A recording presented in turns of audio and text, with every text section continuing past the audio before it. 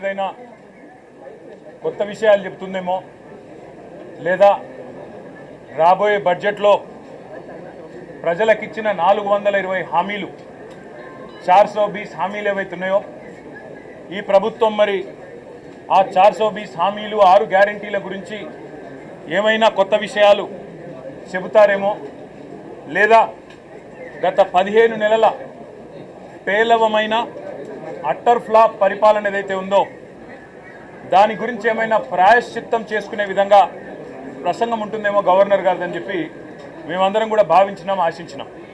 కానీ ఇది గవర్నర్ గారి ప్రసంగం లాగా లేదు.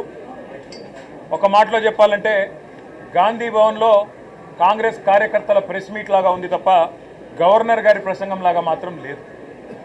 పాపం పెద్ద ఆయన గవర్నర్ గారి నోటెంబడ కూడా చాలా అబద్ధాలు, ఒకటి కాదు రెండు కాదు, ఎన్నో అబద్ధాలు, ఎన్నో అర్ధసత్యాలు, ఎన్నో అసత్యాలు కూడా పాపం వారి నోటెంబడ కూడా పలకాల్సి రావడం మేము కూడా బాధపడతా ఉన్నాం. కాంగ్రెస్ సర్కారు యొక్క ఘోర వైఫల్యం వల్ల ఈరోజు రాష్ట్రంలో రైతాంగం ఆందోళనలో ఉంది. ఎక్కడికక్కడ పంటలు ఎండిపోతున్నాయి. రైతులు ఇప్పటికే 480 పైచిలకు మంది రైతులు ఆత్మహత్య చేసుకున్నారు. వాళ్లకు కనీసం ఒక్క మాట, వాళ్లకు సాంత్వన చేకూర్చే మాట, వాళ్లకు ఉపశమనాన్ని ఇచ్చే మాట, వాళ్ళకు భరోసానిచ్చే ఒక్క మాటనన్నా గవర్నర్ నోటెంబడి వస్తుందేమో. పంటలు ఎండిపోకుండా కాపాడుతాం, నీళ్ళు ఇస్తాం, బుద్ధి తెచ్చుకున్నాం, ఇకనైనా బుద్ధితో మెదులుతామని చెప్పి ఒక్క మాటన్నా చెప్తారేమో అనుకున్నాం. ఒక్క మాట కూడా వారి నోటెంబడ రాలేదు. అసలు ఈరోజు వరకు రాష్ట్రంలోని ఏ గ్రామంలో కూడా 25 నుంచి 30% మించి రుణమాఫీ జరగలేదు.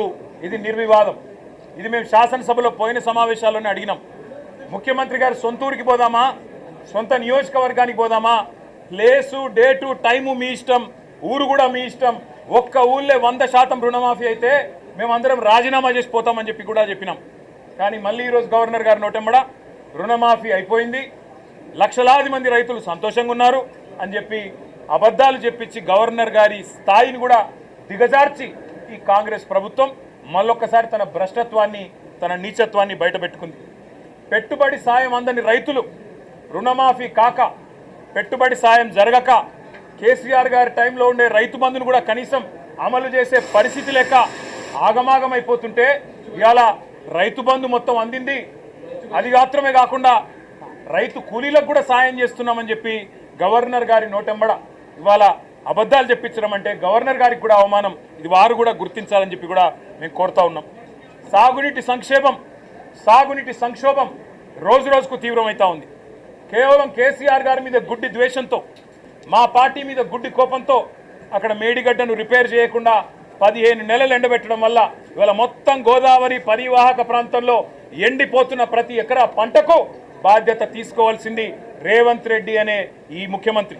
రేవంత్ రెడ్డి అనే చేతగాని ముఖ్యమంత్రి వల్ల ఈరోజు రాష్ట్రంలో లక్షలాది ఎకరాల్లో పంటలు ఎండిపోతుంటే, ఆ పంట ఎండిపోయి అవస్థలు పడుతున్న రైతులు, తమ పొలాన్ని నిప్పు పెట్టుకుంటున్న రైతులు, తమ పొలంలో ఇలా గొర్రెలను మేకలను మేపుతున్న రైతులు వాళ్ళు ఎదురు చూసిండ్రు గవర్నర్ గారి ప్రసంగం నుంచి.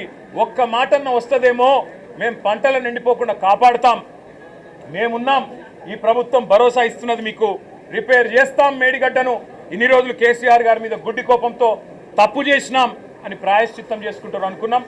ఆ సోయి కూడా ఈ ప్రభుత్వానికి లేదు. కనీసం ఒక్క మాట మాత్రంగా కూడా ఎండుతున్న పంటలు, సాగునీటి సంక్షోభం, 480 మంది రైతుల ఆత్మహత్యలు, వాటి గురించి ఒక్క మాట కూడా మాట్లాడకపోవడం అంటే రేవంత్ రెడ్డి ప్రభుత్వం యొక్క ప్రాధాన్యతలు ఎట్లా ఉన్నాయో దీన్ని బట్టే అర్థం చేసుకోవచ్చు. ఇవాళ భారతదేశంలో బహుశా ఏ రాష్ట్ర సెక్రటేరియట్లో జరగని అత్యంత ఘోరమైన నీచమైన పరిస్థితి మన రాష్ట్ర సెక్రటేరియట్లో జరిగింది. 20% కమిషన్ ఇయ్యందే ఇక్కడ బిల్లులు వస్తలేవని చెప్పి కాంట్రాక్టర్లు ఆర్థిక శాఖ మంత్రి, ఉప ముఖ్యమంత్రి గారి ఛాంబర్ ముంగట ధర్నా చేసే పరిస్థితి రాష్ట్రంలో బహుశా ఎన్నడూ కూడా గతంలో లేదు. మరి భారతదేశంలో కూడా బహుశా ఎక్కడా లేదని నేను అనుకుంటా ఉన్నా. ఇవాళ 20% కమిషన్ తప్ప విజన్ లేని ప్రభుత్వం ఇది.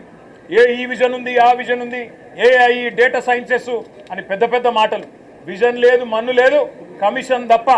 No vision, only commission, only 20% commission అనే విధంగా ఇవాళ ప్రభుత్వాన్ని నడుపుతూ ఢిల్లీకి మూటలు పంపుతూ ఇక్కడ చిన్న కాంట్రాక్టర్లను, సర్పంచ్లను, చిన్న చిన్న వ్యక్తులను వేధించి చివరికి ఓవర్సీస్ స్కాలర్షిప్లు ఇవ్వకుండా గురుకులాల్లో తిండి పెట్టకుండా ఈరోజు పిల్లల్ని చంపుతున్న అరాచక ప్రభుత్వం రేవంత్ రెడ్డి ప్రభుత్వం, కాంగ్రెస్ ప్రభుత్వం. కనీసం గురుకులాల్లో ఉండే అధ్వాన్నమైన పరిస్థితుల గురించి ఒక్క మాట చెప్తారేమో అనుకున్నాం. దాని గురించి ఒక్క మాట లేదు. చనిపోయిన 83 మంది పిల్లలకు కనీసం ఒక మాట సానుభూతి చెప్పి సంతాపం చెప్తారేమో అనుకున్నాం. ఒక్క మాట కూడా వారి గురించి ప్రస్తావన లేదు. అదే మాదిరిగా ఇంకా విచిత్రం, 10 ఏళ్లలో కేసీఆర్ గారి ప్రభుత్వం ఆనాడు 4,17,000 కోట్ల అప్పు చేస్తే 4,17,000 కోట్ల అప్పు చేస్తే అంటే సంవత్సరానికి 41,000 కోట్ల అప్పు చేస్తే అప్పులు అని గుండె బాదుకున్న కాంగ్రెస్ సన్నాసులు ఇవాళ ఒక్క సంవత్సరంలో 1,62,000 కోట్ల అప్పులు తెచ్చిన విషయం ఒక మాట చెప్తారేమో అనుకున్నాం. సరే, కేసీఆర్ ప్రభుత్వం కొత్తగా ఏర్పడ్డ తెలంగాణకు ఒక బలమైన పునాది వేయాలని బ్రహ్మాండమైన పథకాలు, రైతులకు వ్యవసాయానికి మాత్రమే 10 ఏళ్లలో కేసీఆర్ ప్రభుత్వం ఖర్చు పెట్టింది దాదాపు 4.5 లక్షల కోట్లు.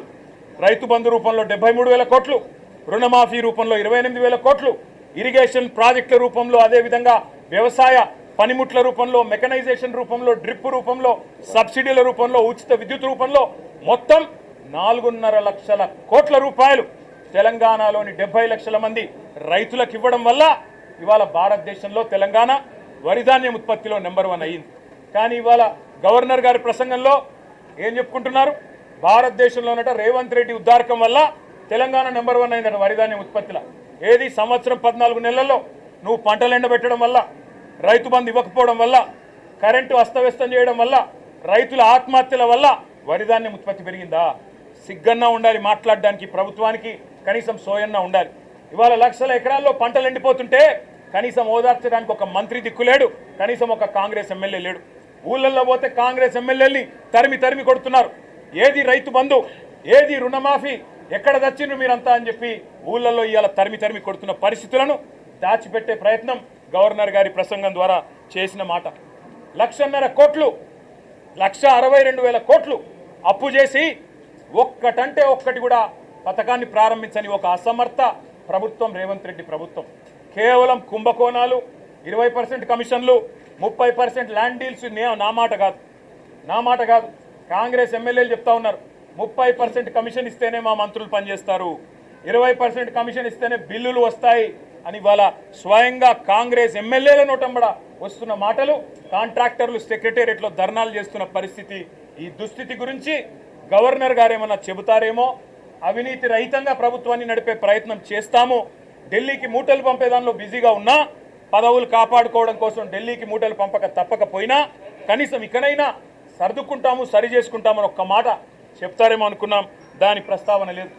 ఒక్క గ్యారంటీ లేకుండా, ఒక్క గ్యారంటీ అమలు చేయకుండా, 420 హామీల్లో కనీసం ఒక్క హామీ అమలు చేయకుండా, ఇవాళ ఒక్క కొత్త ప్రాజెక్టుకు ఇటుక కూడా పెట్టకుండా 1,62,000 కోట్ల అప్పు చేసినందుకు గవర్నర్ గారు ఏమైనా మందలిస్తారేమో రేవంత్ రెడ్డి గారిని అనుకుంటే, మరి అక్కడ కూడా గాంధీ భవన్లో ఒక కార్యకర్త చేసే ప్రసంగం లాగా ఇవాళ గవర్నర్ గారి ప్రసంగం సాగింది.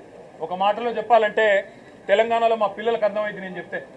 ఈరోజు నిజానికి తెలంగాణలో ఉన్న పరిస్థితికి సావుడప్పు కొట్టాలి, కానీ పెళ్లిలో డీజే కొడతారు చూడు, ఆ డీజే కొట్టినట్టు ఈ ప్రసంగం డబ్బా కొడుతూ గవర్నర్ గారు ఇవాళ రేవంత్ రెడ్డి ప్రభుత్వం ఏదో ఉద్ధరించింది. ఏం ఉద్ధరించింది, ఎవరిని ఉద్ధరించింది?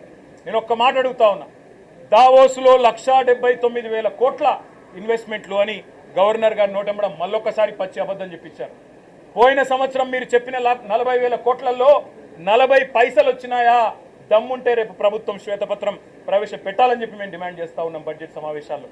పోయిన సంవత్సరం జనవరి 2024లో మీరు చెప్పిన 40,000 కోట్ల పెట్టుబడులు దావోస్ నుంచి 40 పైసలన్న వచ్చినాయా? దమ్ముంటే, ముఖ్యమంత్రికి చిత్తశుద్ధి ఉంటే ప్రవేశపెట్టండి శ్వేతపత్రం. మీ అన్నదమ్ములతో మీరు కుదుర్చుకున్న కాంట్రాక్టులు కాదు. స్వచ్ఛ బయో అనే కంపెనీ పెట్టి అనుముల జగదీష్ రెడ్డి అని రేవంత్ రెడ్డి గారి సోదరుడే 1000 కోట్ల పెట్టుబడి పెడుతున్నట్టు బిల్డప్లు ఇవ్వడం కాదు ఇవాళ పెట్టుబడులు తేవడం అంటే. ఇవాళ తెలంగాణ నుంచి పెట్టుబడులు తరలిపోతున్నాయి, ఇది వాస్తవం. కేయిన్స్ అనే సంస్థ మేమానాడు కష్టపడి మైసూరు నుంచి పట్టుకొస్తే 3,700 కోట్ల పెట్టుబడి ఇవాళ సెమీ కండక్టర్ పరిశ్రమ గుజరాత్కు తరలిపోయింది, దొలేరాలో పెట్టుబడి పెట్టింది. కార్నింగ్ అనే పరిశ్రమ 1000 కోట్ల పరిశ్రమ మేమానాడు పట్టుకొస్తే ఈరోజు తమిళనాడుకు పోయింది ఆ పరిశ్రమ, చెన్నైలో పెడతా ఉన్నారు. అదేవిధంగా ప్రీమియం ఎనర్జీ అనే కంపెనీ 1700 కోట్ల పెట్టుబడి సోలార్ కంపెనీ ఇవాళ ఆంధ్రప్రదేశ్కి తరలిపోయింది. వాస్తవాలు ఇట్లా ఉంటే 1,79,000 కోట్ల పెట్టుబడులు, 1,79,000 కాదు కదా, 1,79,000 కోట్లు కాదు కదా. ఈ ప్రభుత్వం ఎంత అసమర్థ ప్రభుత్వం అంటే కొత్తగా ఒకరు కూడా పెట్టుబడి పెట్టడానికి ముందుకొచ్చే పరిస్థితి లేదు. వీళ్ళ ఆర్ఆర్ ట్యాక్సులు, వీళ్ళ కమిషన్లు, వీళ్ళ దాడికి తట్టుకోలేక నిర్మాణ రంగం కుదేలైపోయింది. రియల్ ఎస్టేట్ మొత్తం అస్తవ్యస్తం అయిపోయింది. ఇప్పటికే నిర్మాణ రంగం పూర్తి స్థాయిలో పడిపోయిన పరిస్థితి. ఇంకోవైపు ప్రభుత్వమే స్వయంగా చెప్తా ఉంది ఇప్పటి వరకు తమ ఫిస్కల్ టార్గెట్లు రీచ్ కావడం లేదని బడ్జెట్లో కూడా చెప్తారని అనుకుంటా ఉన్నాం. కాబట్టి పరిస్థితి ఏమో ఇట్లా ఉంటే ప్రతి పదం గవర్నర్ గారితో ఈరోజు చెప్పించింది అబద్ధం, ప్రతి మాట ఈరోజు గవర్నర్ గారి నోటెంబడ వచ్చింది అసత్యం, ప్రతి వాక్యం పచ్చి మోసం. మరి మోసం చేసింది ఇవాళ తెలంగాణ ప్రజల్ని మాత్రమే కాదు, గవర్నర్ గారిని కూడా ఈ రాష్ట్ర ప్రభుత్వం మోసం చేసింది, గవర్నర్ గారిని కూడా అవమానించింది. ఇంకొక మాటలో చెప్పాలి అంటే దశ దిశ ఏదీ లేని కేవలం ఒక డబ్బాలో గులకరాళ్ళే చూపితే ఎట్లా అయితే సౌండ్ వస్తుందో అట్లాంటి అది పరిస్థితి తప్ప ఇంకొక మాట కూడా లేదు. ఇంకా దారుణమైన మాట, బీసీలను కులగణన పేరుతో వంచి అవమానించి, ఈ మాట మేమనలేదు, ఒక కాంగ్రెస్ ఎమ్మెల్సీ గారంటే ఆయనను కూడా సస్పెండ్ చేసి పారేసినారు. మీరు ఎట్లా తగ్గిస్తారయ్యా? కేసీఆర్ గారి ప్రభుత్వం ఉన్నప్పుడు సమగ్ర కుటుంబ సర్వేలో ఆనాడు 56% ఉన్న బీసీలు ఈరోజు 46 ఎట్లయితారని చెప్పి ఒక ఎమ్మెల్సీ గారు అడిగితే ఆయనను తీసుకుపోయి పార్టీలను సస్పెండ్ చేస్తారు. ఇవాళ మేమనడం కాదు కదా, రాష్ట్రంలో ఒక బీసీ సంక్షేమ సంఘం